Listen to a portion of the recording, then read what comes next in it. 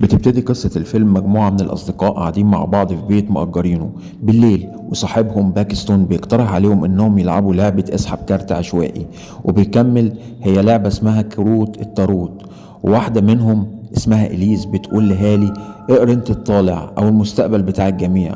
وطبعا اللعبة ديت مرتبطة ببرج كل واحد فينا، وبتبتدي هالي تقرا الطالع على زمايلها، وكلهم بيتفاجئوا وبيهزروا على الحقائق اللي بيكتشفوها على كل واحد منهم. وفي الصباح كلهم بيتحركوا عشان يروحوا الجامعة.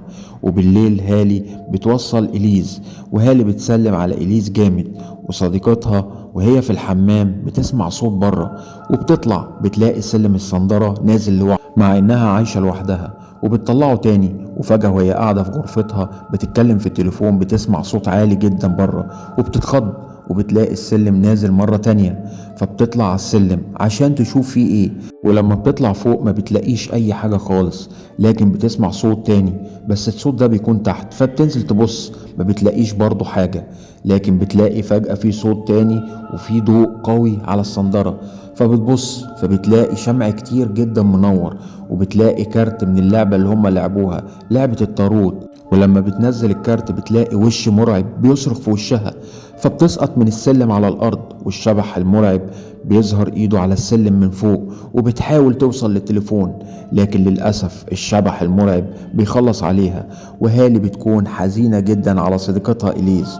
وواحد تاني من أصدقائهم اسمه لوكاس بيكون في محطة مترو الأنفاق، بيكون ماشي لوحده، بيلاقي النور بيقطع فجأة، وبيطلع على مكان غريب زي ما يكون جراج للمترو، وبيحاول ينده على أي حد، وبيتلفت يمين وشمال، وبيدوس على ورقة جرايد بيلاقي صورته عليها ومكتوب خبر انت هتموت النهاردة. وبيخاف جدا لما بيسمع صوت كمان انت برج الجدي وهتموت النهاردة. وبيلاقي وش مرعب برضه بيخاف منه جدا، وبيهرب منه في عربية مترو، وبيحس في حاجة بتقرب منه في الضلمة، وبيظهر فانوس منور، وفجأة بيضلم ومفيش حاجة، لكن بيظهر مرة واحدة الشبح المرعب بالفانوس المنور.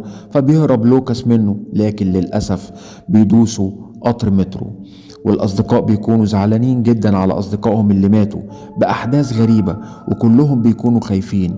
وهالي بتكتشف إنهم وهم بيلعبوا إن قالت للوكاس ما تمشيش في مسار معاكس، وفعلا صدموا القطار لما مشي في طريق معاكس، وبيترعبوا أكتر، وبيروحوا كلهم لعالمة روحانية. وهالي بتقول للعالمة من ورا الباب إن أصدقائها ماتوا بسبب لعبة الطاروت، وبتقول إحنا كمان في خطر وأرجوك ساعدينا. وبتكون العالمة سيدة عجوزة، وبتسأل فين البطاقات أو الكروت دلوقتي، وبيجاوبوها إنها موجودة في البيت اللي هم مأجرينه.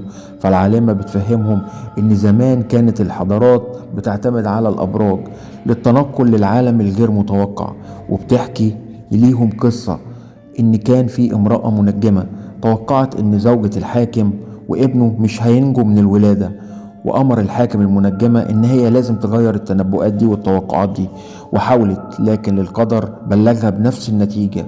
وكروت الموت يعني نهاية شيء أو بداية شيء جديد، وفي الحالة بتاعة الحاكم كان هو الموت طبعا لزوجته وابنه. والحاكم طرد المنجمة وبنتها في الغابة بالليل، وبعد فترة قليلة حدثت التوقعات اللي هي قالتها بالظبط، والحاكم كان هيتجنن، واتهم الحاكم المنجمة بالسحر. ورجالته بدأوا يدوروا عليها في كل مكان، وقتلوا بنتها كمان، وعملت طقوس سحر فعلا عشان تنتقم من الحاكم وقرايبه.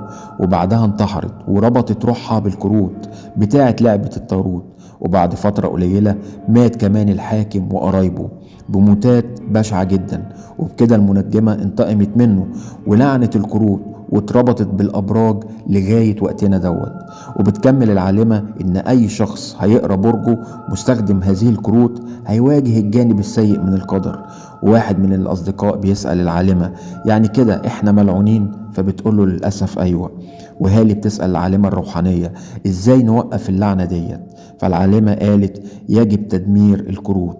وبيظهر الأصدقاء بعدها في السيارة، وفي وحش مخيف بيهجم عليهم من جميع الاتجاهات بتاع السيارة، وكلهم بيصرخوا من الرعب. وبتجري صديقة ليهم اسمها مادلين خوفا من الوحش، وهالي بتحاول تنقذها وبتجري وراها، لكن للأسف الحبل بيلف حوالين رقبتها وبعدها بتموت. وهالي بتصرخ وبعدها بيوصل أصدقائها، لكن للأسف بتسقط جثة مادلين.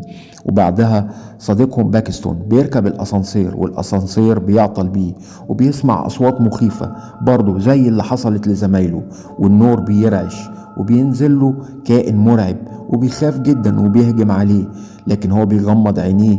وأصدقائه بيحاولوا يتصلوا بيه لكن ما بيوصلوش ليه خالص. وهالي والاتنين اللي اتبقوا من أصدقائها بيتفقوا إن هالي ترمي جميع الطاروت في النار بالعلبة بتاعتها، وبيندموا إنهم أجروا البيت دوت أصلا وإنهم قروا الكروت ديت. وفجأة بيظهر باكستون مع أصدقائه في السيارة، فأصدقائه بيقولوا له إزاي أنت نجيت؟ فبيقول لهم عشان خدعت الوحش إني خايف وغمضت عيني فاختفى، وكمان إحنا كمان نجينا وإنتوا حرقتوا الكروت، بس ده مش هيرجع أصدقائنا اللي ماتوا. وبكده يكون الملخص خلص، برجاء الضغط على لايك والاشتراك في القناة، وسلام.